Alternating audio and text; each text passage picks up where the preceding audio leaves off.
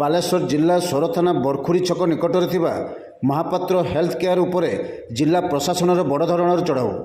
ବେଆଇନ ଭାବରେ ଭ୍ରୂଣ ହତ୍ୟାର ବାରମ୍ବାର ଅଭିଯୋଗ ହେବା ପରେ ବାଲେଶ୍ୱର ଜିଲ୍ଲାପାଳ ସୂର୍ଯ୍ୟବଂଶୀ ମୟୂର ବିକାଶ, ବାଲେଶ୍ୱର ଉପଜିଲ୍ଲାପାଳ ଶିବ ମାଲବ୍ୟ, ସୋର ତହସିଲଦାର ବାହାନଗା ତହସିଲଦାରଙ୍କ ସହ ସୋର ଆଇଆଇସି ମିଳିତ ଭାବେ ଚଢ଼ାଉ କରିଥିଲେ। ଚଢ଼ାଉ ବେଳେ ବହୁ ଗୁରୁତ୍ୱପୂର୍ଣ୍ଣ କାଗଜ ଜବତ ସହିତ ମାଲିକ ସତ୍ୟରଞ୍ଜନ ମହାପାତ୍ରଙ୍କୁ ପୋଲିସ ଅଟକ ରଖି ତଦନ୍ତ ଆରମ୍ଭ କରିଥିବା ବେଳେ ଜିଲ୍ଲାପାଳ ଘଟଣାସ୍ଥଳରେ ଅଧିକ ତଦନ୍ତ ଆରମ୍ଭ କରିଥିବା ଜଣାପଡ଼ିଛି।